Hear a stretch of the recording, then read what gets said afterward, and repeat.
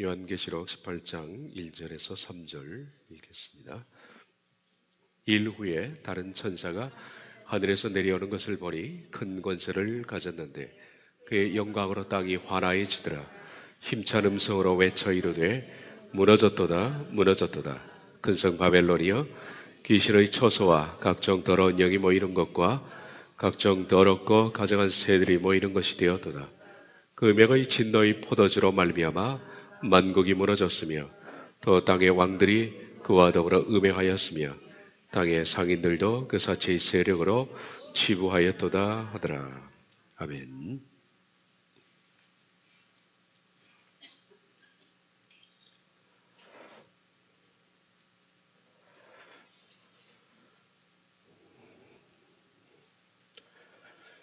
인본주의적 헬레니즘의 그래서 인간 중심적 사고인데 그것이 발전되어서 수많은 반하나님 사상과 타락의 출발이 시작되었습니다.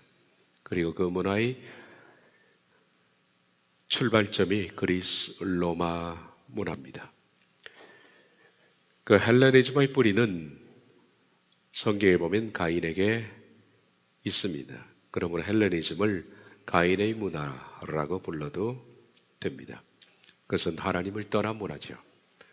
창세기 4장 16절에 가인이 여호와 앞을 떠나.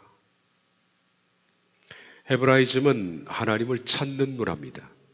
창세기 4장 26절에 보면 아벨의 뒤를 이은 셋의 문화입니다. 그때 사람들이 비로소 여호와의 이름을 불렀더라. 가인으로부터 시작된 인본주의는 그리스 로마에서 꽃을 피웠습니다. 바로 그 문화는 서구 문명이라고 부르는데 사탄이 인간을 죄를 범하게 만드는 도구로 사용되어 왔습니다. 전 세계는 그러므로 그리스 로마의 인본주의와 다 관련이 되어 있습니다. 사상, 정치, 문화, 예술, 경제 등 모든 지금의 우리가 살아가는 인생사가 다 거기 있고 그 문화 속에 가치를 두고 있습니다. 이것은 바로 카인의 문화입니다.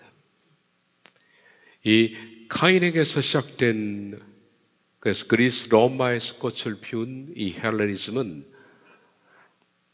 계시록의 말씀처럼 그 진노의 포도주를 모든 인간에게 취하게 만들었다는 겁니다. 그래서 이 포도주를 마시게 되면 인간은 달라지는 것이 있는데 그것은 현실주의자가 되는 겁니다. 현재에 대한 관점입니다. 현재가 중요하고 커 보이고 전부가 된다. 그 신본주의는 미래를 소망하죠.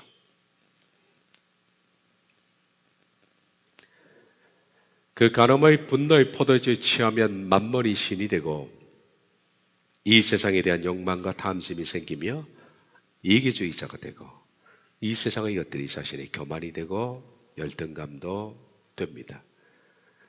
자, 우리들은 이제 이 헬레니즘의 인본주의 정신을 떠나서 신본주의 정신으로 회귀하는 것, 곧 헤브라이즘으로 돌아가는 것이 그리스도인의 신앙입니다. 그리스도인의 신앙은 헤브라이즘입니다.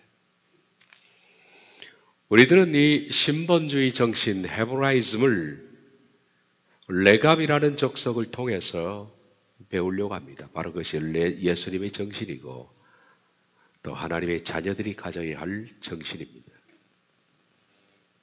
지난 시간부터 우리는 그래서 이 레갑 족속과 예수님이 어떤 관계가 있는가, 그리고 우리가 추구해야 할 이 레갑 족속의 정신은 어떤 것인가, 그것이 바로 헤브라이즘의 정신이니까 그걸 보고 있습니다.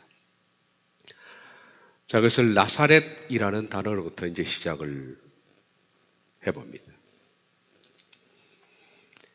헤롯의 베들레헴 유아대 학살 이후에 애굽으로 잠시 피신했던 요셉과 마리아는 헤롯이 죽었다는 소식을 듣고 다시 돌아왔지만은 잠시 무서워서 갈릴리 지역에 머물러 있다가 천사의 지시를 받고 자신들의 원래 고향으로 돌아가죠. 그것이 나사렛입니다.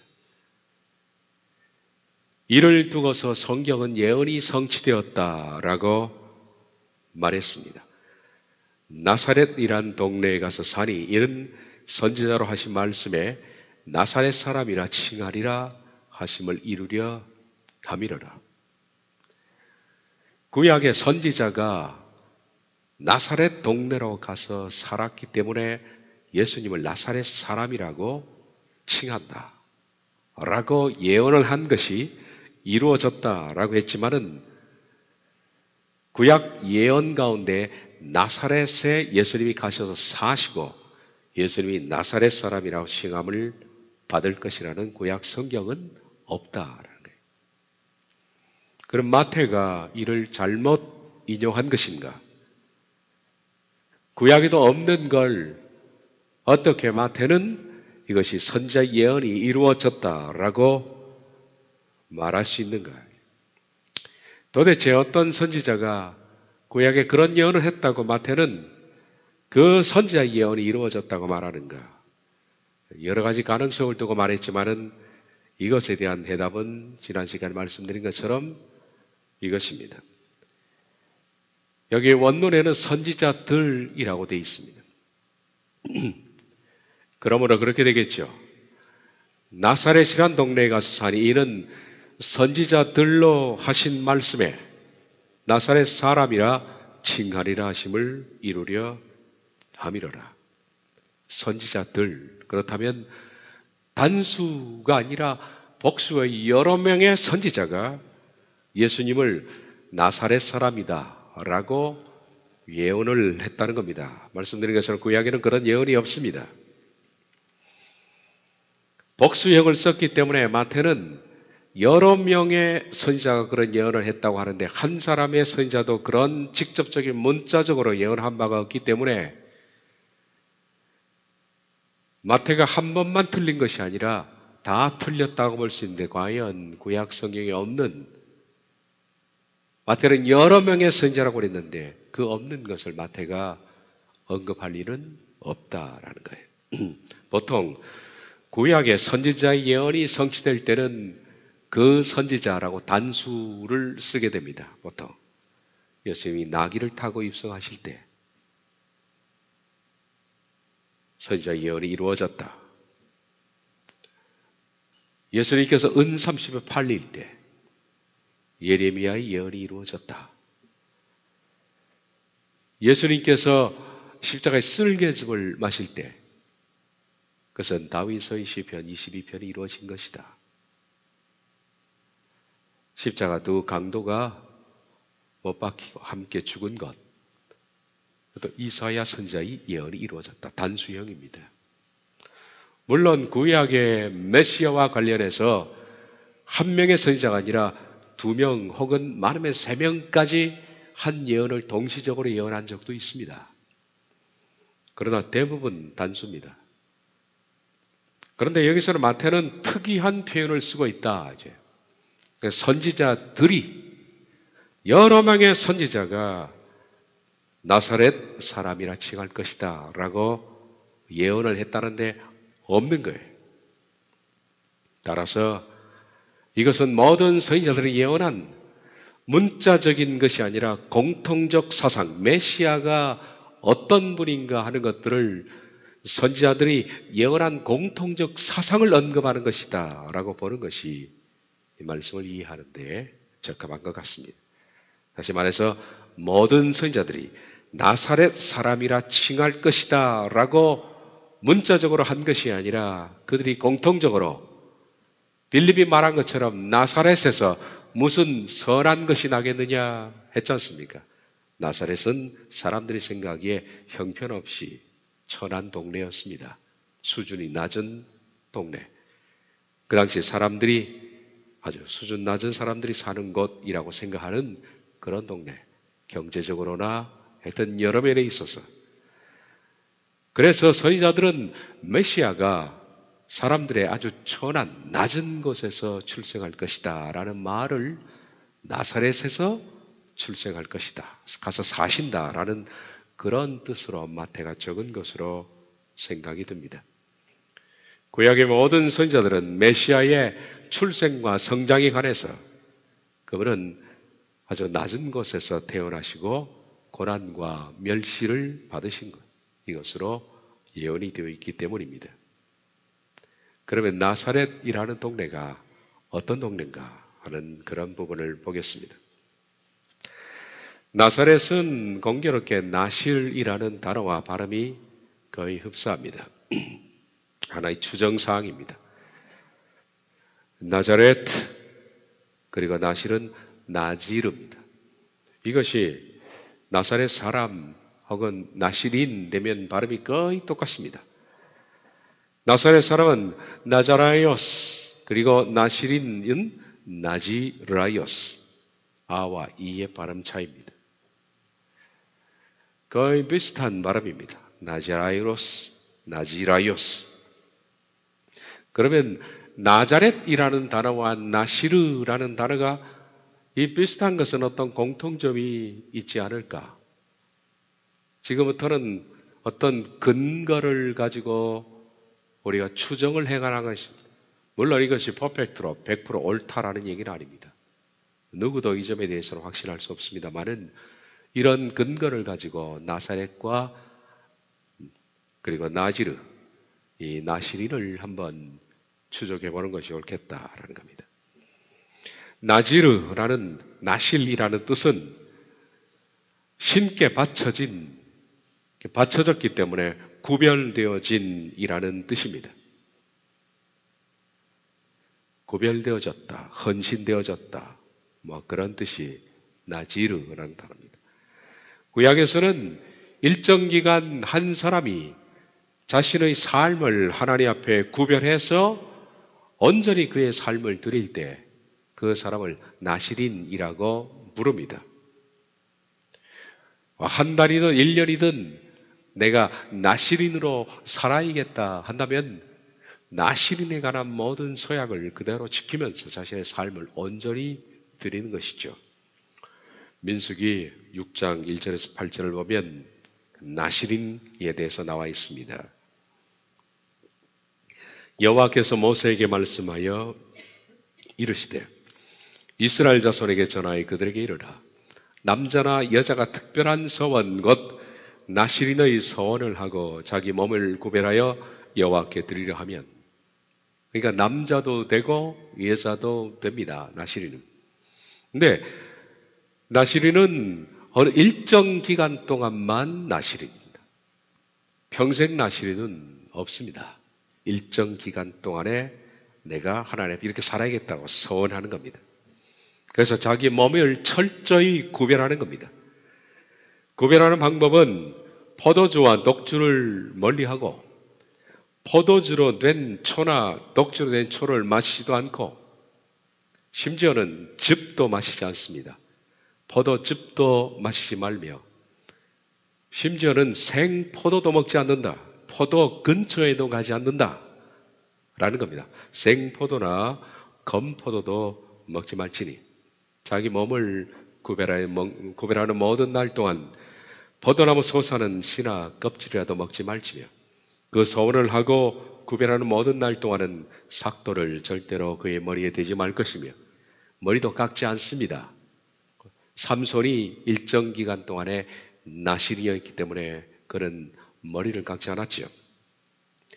자기 몸을 구별하여 여호와께 드리는 날이 차기까지 한 날이든 1년이든 간에 그 날이 차기까지 그는 구별되었은즉 그의 머리털을 길게 자라게 할 것이며 자기 몸을 구별하여 여호와께 드리는 모든 날 동안은 시체를 가까이 하지 말 것이요 그의 부모 형제 자매가 죽은 때라도 그런 말미암아 몸을 더럽히지 말 것이니 이는 자기의 몸을 구별하여 여호와께 드리는 표가 그의 머리에 있음이라. 자기 몸을 구별하는 모든 날 동안 그는 여호와께 거룩한 자니라.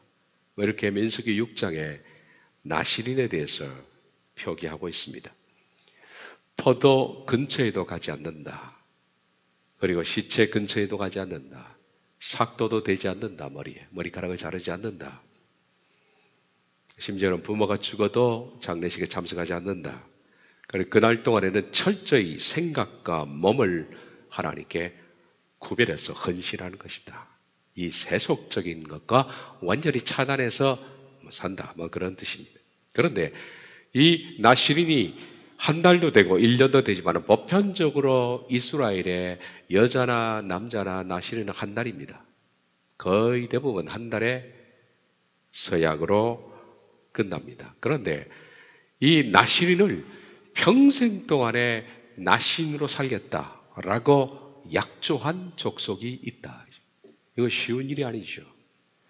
평생 세상적인 일은 하지 않고 평생 하나님 앞에서 완전히 구별된 삶을 살겠다. 평생 나시린. 성경에는 구약의 모세 율법에는 평생 나시린에 대해서는 언급한 바가 없습니다. 그런데 그것을 약속한 족속이 있는데 바로 레갑 족속입니다.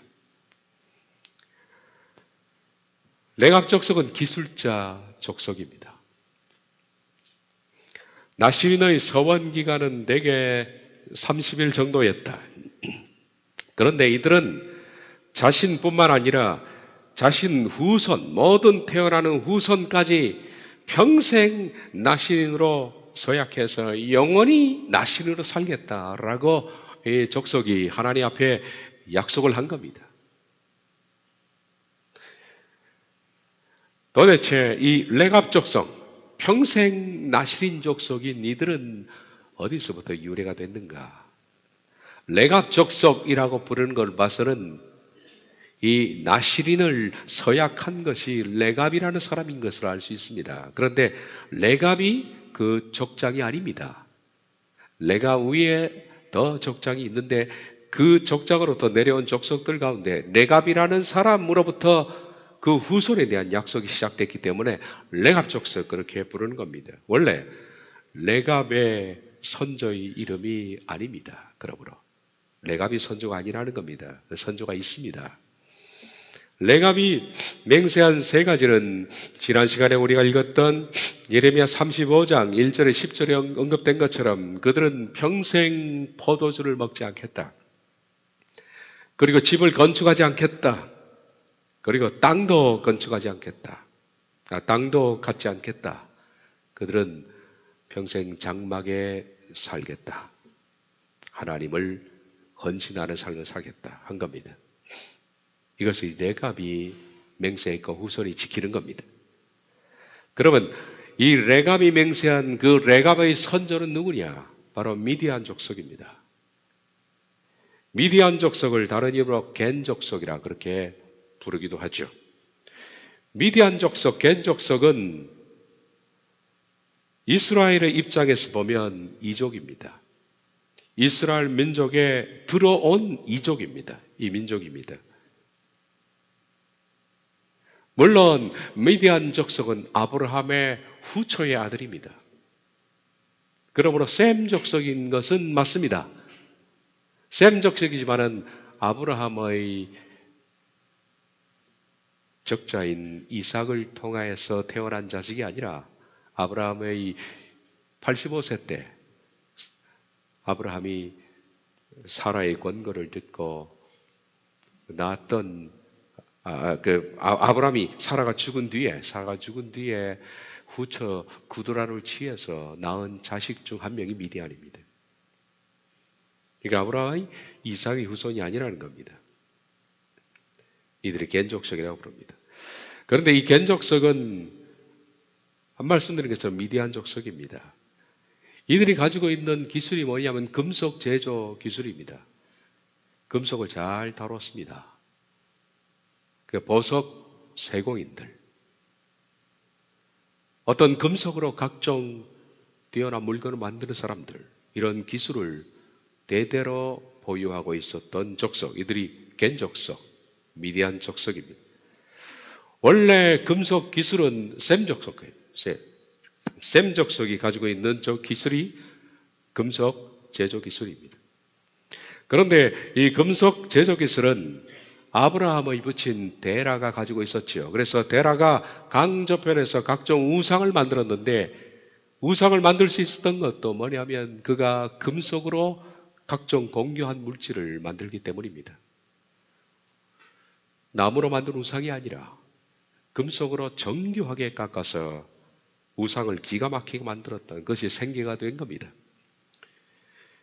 데라의 이 금속 제조 기술은 셈 족속인 아브라함에게 물려줬습니다. 아브라함은 물론 그 기술을 이삭에게도 전수를 했겠죠. 전수했겠지만은 아브라함이 후처의 자식에게도 이 금속 제조 기술은 물론 이어지게 됩니다. 다 자식들이니까. 바로 아브라함의 후처의 자식 가운데 미디안 족속이 있다. 미디안에게 물려진 거죠. 창세기 25장 1절 2절 보면 사라가 죽은 뒤에 아브라함이 후처를 맞았습니다. 그 이름이 그두라입니다.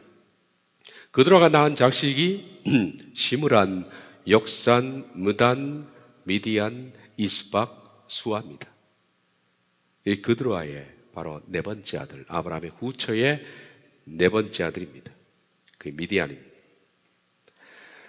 이 미디안 족속이 그들은 어떤 광야에서 지금 살고 있었고 아브라함의 후처의 아들 미디안이 아브라함의 사후 400년 후에 어느 날 바로 다시 아브라함의 자식들과 연관이 되어지는 사건이 바로 모세의 미디안 광야로 도망했던 사건입니다. 아브라함의 사후 400년이 지난 어느 날 애굽의 왕자였던 모세가 애굽을 도망해서 그가 숨어 들어갔던 땅이 미디안 족속의 땅입니다. 겐 족속이죠. 거기에 미디안의 족속의 딸인 치포라를 만나게 됩니다. 이것도 우연은 아닙니다. 우연이 아닙니다. 놀라운 일이죠. 모세가 겐 족속의 딸을 만나게 된 것도 하나님의 섭리 속에 있다라고 저는 생각합니다. 그리고 놀랍게도 그 치포라의 아버지는 겐 족속의 족장이었습니다. 출애굽기 2장 15에서 22절을 보면 모세가 바로의 낯을 피하여 미디안 땅에 머물며 하루는 우물 곁에 앉았더라.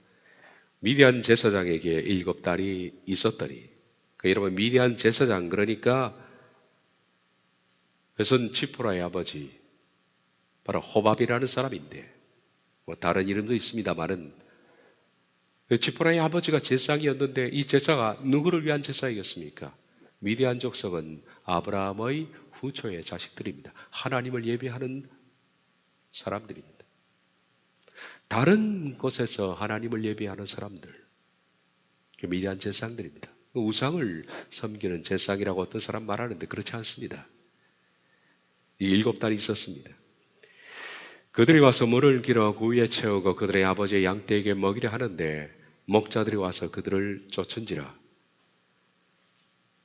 모세가 피해서 도망한 것이 하필이면 먼 선조 아브라함의 후초의 자식의 땅에 간 겁니다. 모세가 일어나 그들을 도와 그 양떼에게 먹이니라. 그들의 아버지 루엘에게, 루엘은 호밥이라고도 하고 루엘이라고도 같은 동명입니다. 너희가 오늘은 어찌하여 같이 속히 돌아오느냐. 그러니까 얼마나 많은 사람들의 방해가 있었다는 것이요. 그들이 이르되 한 애굽 사람이 우리를 목자들의 손에서 건져내고 그 딸들은 모세가 애굽 사람인 줄 알았습니다. 애굽 사람. 원래 애굽 사람은 함 족속 아닙니까? 그런데 모세의 피부는 희거든요. 말씀 전에 드린 것처럼 바로 모세 당시에는 함 족속인 애굽의 족속이 셈 족속에 밀려서 셈 족속이 잠시 이집트의 왕권을 차지한 그때가 있었습니다. 그래서 셈 족속이 얼굴 까만 함 족속을 밀어내고 새롭게 정권을 구성했기 때문에 셈 족속 얼굴이 흰 피부 중심으로 지혜로운 총리가 필요했는데 그때 그래서 발탁된 사람이 요셉이었습니다. 맞았죠. 하나님께서 섭리의 기관차를 그렇게 우리에게 나가신 거죠. 그러니까 이들이 보기에는 얼굴이 희지만은 그 당시 셈 족속이 애굽의 왕권을 가지고 있었기 때문에 모세를 애굽 사람이라고 생각을 한 겁니다. 우리를 목자들의 손에서 건져내고 우리를 위하여 물을 길어 양떼에게 먹였나이다. 아버지가 딸들에게 이르되 그 사람이 어디 있느냐? 너희가 어찌하여 그 사람을 버려두고 왔느냐? 그를 청하여 음식을 대접하라 하였더라. 모세가 그와 동거하기를 기뻐하며 그의 딸 시보라를 모세에게 주었더니 그가 아들을 낳으며 모세가 그 이름을 게르솜이라고 하여 내가 타국에서 나그네가 되었음이라 하였더라. 그렇게 해서 모세와 이 미디안 족속이 만나게 됩니다. 그 후에 모세는 홀로 혈혈단신으로 애굽으로 들어가게 되죠. 그리고 이스라엘 백성들을 애굽에서 끌고 나옵니다. 끌고 나올 때 이 이스라엘 백성들과 바로 미디안 족속의 제사장이었던 그의 장인 루웰, 호밥, 장의 족속과 함께 합류하게 되는 것이 민수기에 나와 있죠. 모세가 모세의 장인 미디안 사람 루웰의 아들 호밥에게 이르되 여호와께서 주마하신 곳으로 우리가 행진하라니 우리와 동행하자. 그리하면 선대하리라. 여호와께서 이스라엘에게 복을 내리리라 하셨느니라. 호밥이 그에게 이르되 나는 가지 아니하고 내 고향 내 친족에게로 가리라. 자매는 합류하지 않으려고 했다. 모세가 이르되 총하건대 우리를 떠나지 마소서. 당신은 우리가 광야에서 어떻게 진칠지를 아나니 우리의 눈이 되리이다. 우리와 동행하면 여호와께서 우리에게 복을 내리시는 대로 우리도 당신에게 행하리라. 그렇게 해서 저 미디안 족속이 이 겐 족속이 이스라엘과 동행하게 됩니다. 동행해서 바로 그들이 나중에는 가나안 땅에 함께 들어가게 되는 거죠. 근데 이스라엘의 이 미디안, 이 겐 족속도 말씀드린 것처럼 이 금속을 가지고서 각종 정교한 물건을 만드는 기술자 족속인데 셈 족속이 다 금속 기술자 집단입니다. 그런데 이스라엘 가운데에서도 금속을 기가 막히게 다루는 기술자들이 있었는데 그들이 아론과 훌 족속입니다. 훌 족속. 그 훌 족속은 유다 지파에 소속이 되어 있는 유다 지파 안에 금속 기술, 그러니까 겐 족속과 같은 금속을 다루는 기술자 집단이 있었다는 겁니다. 자연히 기술과 기술을 가진 사람들은 서로 대화가 통하고 만나게 되어 있죠. 출애굽기 31장 1절로 보면 여호와께서 모세에게 일러 가라사대 내가 유다 지파 훌의 손자여 그들의 우리의 아들인 부살레를 지명하여 부르고 훌의 족속 가운데 그러니까 유다 지파 가운데 부살렐이라는 사람이 금속 세공 기술자입니다. 하나님의 신을 그에게 충만하게 하여 지혜와 총명과 지식과 여러 가지 재주로 공교한 일을 연구하여 금, 은, 놋으로 만들게 하고 보석을 깎아 물리며 나무를 새겨서 여러 가지 일을 하게 한다. 원래 금속 기술자인데 하나님께서는 다시 그에게 여호와의 신을 주어서 그가 더 정교한 기술자가 되게 하겠다. 그래서 그들로 하여금 성막에 여러 가지 기구들을 만들게 하겠다. 하나님께서 그렇게 말씀했습니다.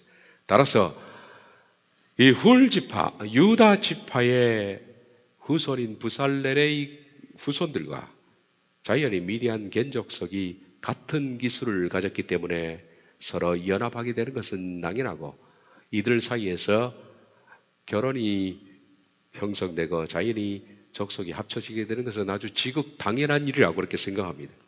이 부분에 있어서는 사사기 1장 16절에 이와 같이 언급이 있습니다. 모세의 장인은 겐 사람이라 그의 자손이 유다 자손과 함께 종려나무 성에 올라가서 아랏 남방의 유다 항문지에 이르러 그 백성 중에 거주하니라. 그러니까 미디안 족속이 겐 족속의 사람들은 유다 지파 가운데 부살렐 족속이죠. 그들과 함께 한 동네에 거주했다는 겁니다. 한 동네에 거주하면 자연히 결혼하게 되고 거기서 자식이 태어나게 되니까 족속들이 합쳐지게 된 겁니다. 역대상 2장 50절 55절을 보면 갈렙의 자손 곧 에브라다의 맏아들 후르의 아들은 이러하니 기란 여아림의 아버지 소발과 베들레헴의 아버지 살마와 백가델의 아버지 하렙이라. 이는 다 레갑 가문의 조상 함맛에서 나온 겐 족속이었더라. 갈렙의 자손들, 이때는 이미 레갑 가문과 이 가문이 섞여버린 겁니다. 그러니까 레갑 족속이 겐 족속은 자연히 나중에는 이족이지만은 미디안 족속이지만은 이 갈렙 족속으로 들어가 버린 겁니다. 갈렙의 자손으로 들어간 거죠. 그 이스라엘의 자손이 유다 지파의 한 지파가 됐다라는 것을 볼 수가 있습니다. 그러므로 레갑 족속은 건축 기술자 중 특히 금속 기술자로 유다 지파와 훌 족속과 미디안 족속의 겐 족속이 합쳐진 경건한 기술자 집단이 된 겁니다. 이렇게 된 거죠. 레갑 족속이라는 것은 훌 족속과 미디안, 겐 족속이 합쳐져서 생긴 족속이다. 그러니까 이미 레갑 정도에 이르러서는 레갑 족속은 이민족이 아닙니다. 이미 유다의 지파가 된 겁니다. 유다 지파, 훌 족속과 겐 족속이 합쳐서 유다 지파가 된 금속 기술자 집단 가운데 레갑이라는 사람이 나온 거예요. 레갑이라는 사람이. 이 레갑이 그들의 후손들에게 우린 평생 나시리로 살겠다라고 약속을 했고 후손들이 따랐다는 얘기입니다. 이 레갑 족속은 말씀드린 것처럼 건축 기술자 족속입니다.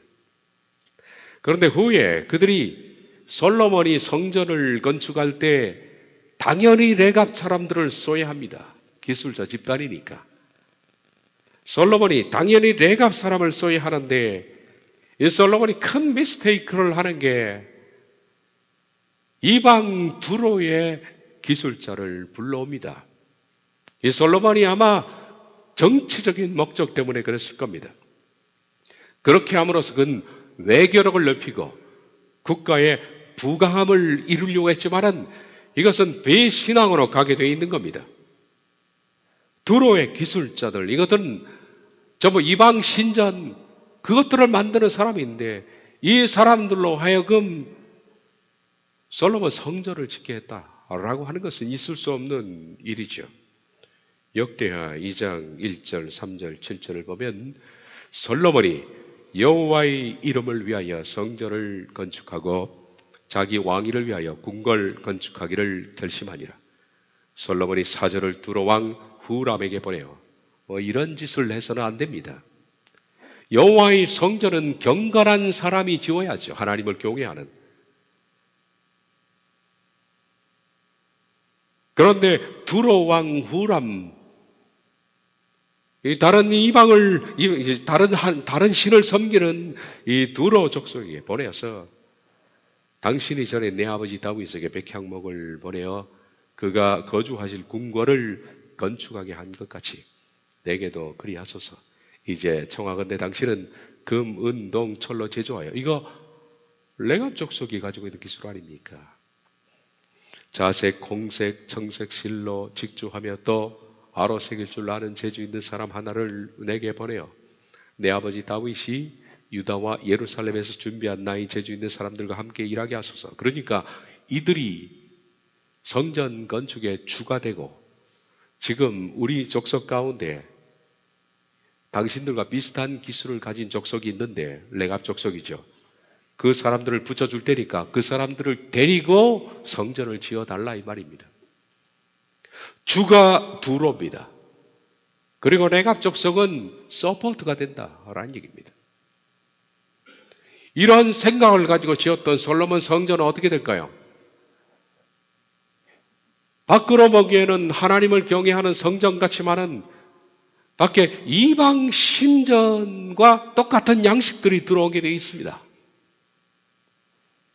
이 두로의 건축 기술자는 전부 자기 이방 신을 건축했던 사람들인데 그런 사상과 그런 기술을 가지고 전부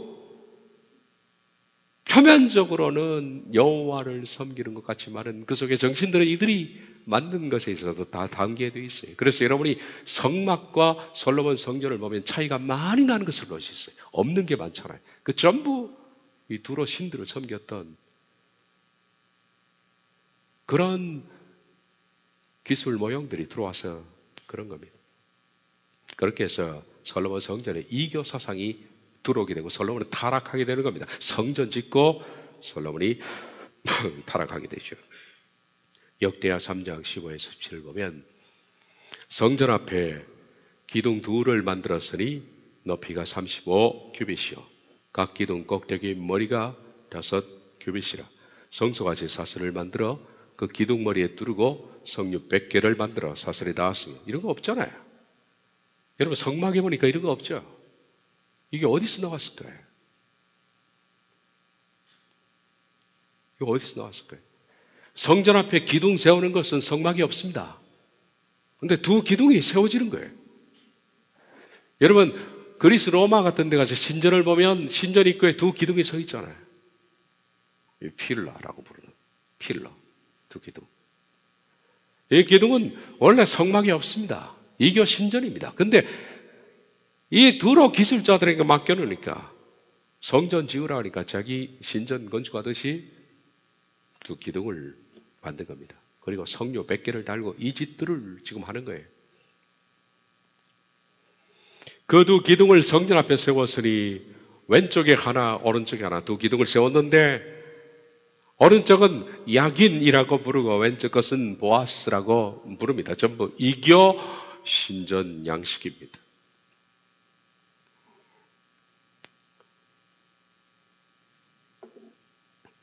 이걸 보면 내갑 족속들이 얼마나 열불이 났을까요? 이건 혼합주의. 이 두 기둥은 성막에 없던 것으로 이교 두로의 기술자들이 자기 신전 건축 양식을 차용해 온 것인데 두 기둥은 높이가 약 16m. 보아스는 힘이라는 뜻입니다. 파워. 야기는 컨트롤이라 힘과 균형입니다. 이건 성경에 쓰는 말이 아니죠.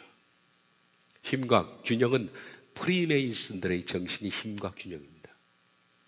이교 신전에서 프리메이슨 나왔으니까.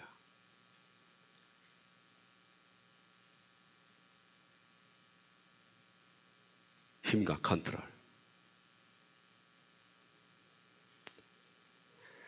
가나안 신전 사람들은 원래 그들의 신전 들어가는 입구에 필러를 2개 세웁니다. 둥근 기둥. 이게 마체바입니다. 마체바.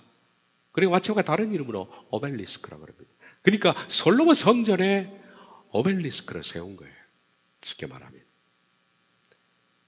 서 있는 우상, 기둥.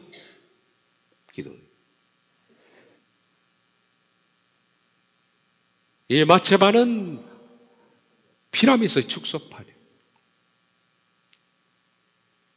그리고 다산을 상징합니다. 하나님께서 가증한 것이다. 결코 세우지 마라. 그리고 주상을 파괴하라. 주상이라고 불러죠.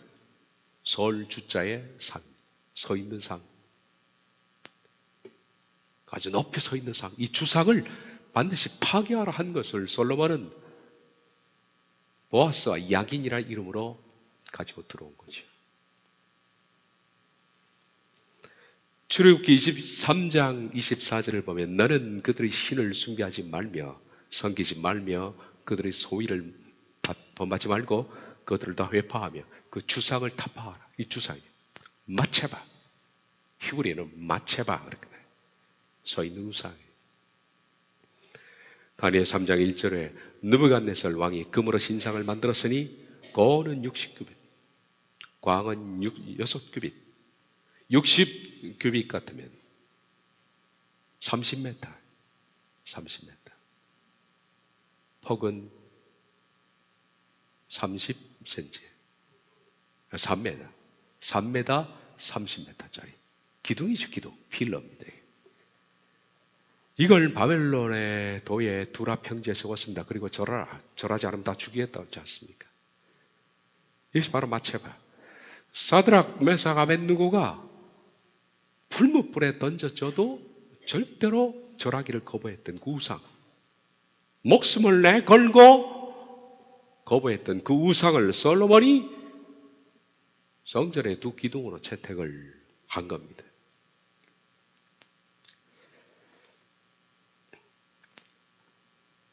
잠시 우리들은 족보 얘기를 좀 하다가 어차피 이 얘기들은 끝에 가서야 다 조립되게 돼 있습니다. 족보 얘기를 좀 합시다. 마태복음 1장 족보를 보고 누가복음 3장 족보를 보면 참 이해가 잘 안 될 겁니다. 누가복음 3장의 족보는 전혀 다른 사람입니다. 마태복음 족보는 맨 위에 아브라함부터 쭉 내려옵니다. 내려오는 족보고 아브라함과 다윗의 자손 예수 그리스도의 족보라 쭉 시작하죠.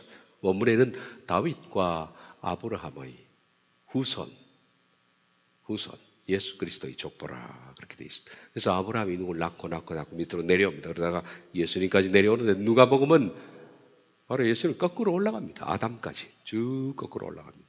근데 내려오든 올라가든 그 조상들이 맞아야 될 텐데 숫자도 전혀 안 맞습니다. 누가복음이 훨씬 많아요, 숫자가. 마태복음에는 13명, 14명만 나와 있습니다. 그러니까 몇 명입니까? 26명, 40명이에요. 40명이 나와 있어요. 누가복음 많은 사람이 나와 있습니다. 근데 이들 가운데 일치되는 사람도 몇이 있습니다만은 대부분은 일치가 되지 않습니다. 왜냐하면 누가가 바라보는 아브라함의 후손의 족보와 마태가 바라보는 족보는 그 관점이 다르기 때문입니다. 마태복음은 혈통적 왕가의 족보입니다. 왕을 중심으로 한 족보입니다. 그래서 마태는 다윗이 솔로몬을 낳는다라고 되어 있습니다. 근데 누가복음의 족보는 왕 중심적 족보가 아니라 신앙 중심적 족보입니다. 우리가 자식을 5명을 낳았다 예를 들면 그 가운데 왕 중심적 족보는 뭡니까? 장자입니다. 장자가 됩니다. 장자가 왕이 됐다면 내가 그 아들을 낳았다 이렇게 되죠. 만약에 장자가 왕이 되지 않고 죽든지 어떤 왕이 마음에 들지 않든지 아버지가 정치력이 떨어져서 그래서 셋째를 왕으로 세웠다 그러면 그 아버지가 그 셋째를 낳았다 이렇게 되어 있습니다. 그러니까 마태는 또 어떤 경우로 하냐면 그 아들들 가운데 왕은 되었지만은 영 왕 같지 않는 그런 사람들 많잖아요. 그러면 그 왕에 걸어서 3대째 이르러서 왕 같은 사람이 태어났으면 이 사람이 이걸 낳았다 이렇게 나오죠. 그러니까 낳았다고 해서 바로 아들이 아니라 어떤 경우는 3대, 4대를 건너뛰는 경우도 많이 있습니다. 그러니까 마태복음에는 수가 적은 거예요. 그렇게 해서. 그런데 누가복음에는 이런 왕 중심이 아니라 5명 가운데 첫째가 왕이 되었지만은 이 5명 가운데 넷째가 신앙이 녹실하잖아요. 아주 녹실해요. 그러면 이 아버지는 넷째를 낳은 게 돼요. 그게 누가복음의 족보입니다. 신앙적 족보인데 나중에 보면 누가복음의 족보는 레갑 족속의 족보다. 신앙적 계통의 레갑 족속의 족보다. 다시 말해서 영원한 나시린의 족보다 하는 것을 알 수가 있다라는 겁니다. 그러므로 누가복음에는 나오는 분들이 혈통 중심이 아닙니다. 그래서 마태는 낳고라고 쓰지만 누가복음은 그 이상은 이렇게 올라갑니다. 믿음 좋은 사람의 그 이상은 이대를 건쳐 뛰어 올라가든지 그 훌륭한 믿음의 계보를 타고 아담까지 올라가는 겁니다. 그러므로 그 이상에 해당하는 사람이 누구냐 하면 영원한 나시린인 레갑의 신앙적 족보라 할 수가 있는 겁니다. 그러므로 다른 거예요. 신앙을 지켜온 사람의 족보입니다. 그래서 마태복음에 있어서 요셉은 예수님의 육신적 부친인 요셉의 부친이 누구냐면 마태는 야곱이 요셉을 낳고 요셉이 바로 예수님을 낳고 이렇게 나오잖아요. 야곱이라고 합니다. 요셉의 부친이 야곱이에요. 근데 누가복음에는 요셉의 부친이 헬리가 되는 겁니다. 헬리가. 물론 이 야곱이 요셉을 직접 낳았는지 아니면 그 사이에 몇 대가 생략됐는지는 우린 모릅니다. 그땐 왕이 없었기 때문에. 어쩌면 야곱의 표현대로, 마태의 표현대로 야곱이 요셉을 바로 낳은 것이 아니라 몇 대 걸쳐서 이렇게 태어날 수도 있습니다. 중간에 생략될 수도 있죠. 그런데 누가는 바로 요셉의 부친이 야곱이 아니라 헬리라고 다른 이름을 쓰고 있다. 그러니까 요셉이 가장 신앙적 영향을 받은 사람이 헬리가 할아버지가 될지 아니면 3대 윗대 자손이 될지는 모르겠습니다.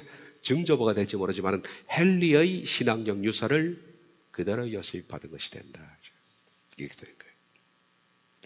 그래서 누가의 족보는 스룹바벨을 거쳐서 솔로몬이 아니라 솔로몬의 형 가운데 솔로몬이 원래 그 맨 맞은 바세바와 다윗 사이에 아들이 죽었습니다. 그리고 그 후에 다윗이 철저히 회개한 다음에 바세바의 사이에서 내 아들을 낳았는데 내 아들 가운데 뒤에 보겠습니다만 셋째인가 하는 사람이 나단입니다. 나단. 그 누가는 솔로몬을 삭제하고 나단이 다윗의 아들이라 이렇게 말하는 거예요. 마태의 표현은 뭡니까? 다윗이 솔로몬을 낳고 이렇게 돼요. 근데 누가는 바로 나단의 아버지가 다윗이다. 그렇게 표현되어 있죠. 이게 다른 점이에요. 자, 마태를 잠깐 보겠습니다. 요셉, 야곱, 윗등 이제 거꾸로 올라가는 겁니다. 마태도 그렇게 써봤습니다.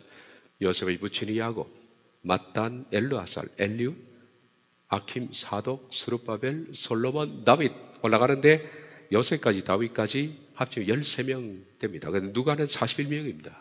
그 사이에 많은 사람을 썼습니다.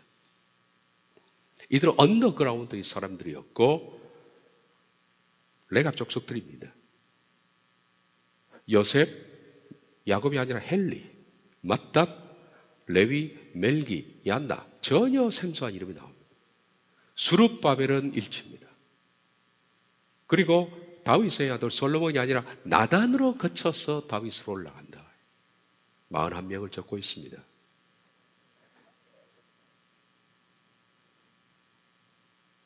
어느새 시간이 이렇게 돼버렸네요. 47분이 됐는데 다음 시간에 하도록 하겠습니다. 기도하겠습니다.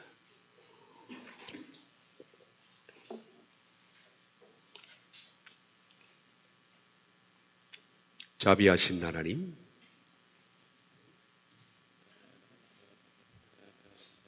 우리들은 세상에 속한 사람이 아니라 하늘에 속한 사람으로 살기를 원합니다. 우리들은 그 영적인 계보를 타고 하나님에게 이르는 사람들이 되기를 간절히 원합니다. 예수님의 이름으로 기도하옵나이다. 아멘.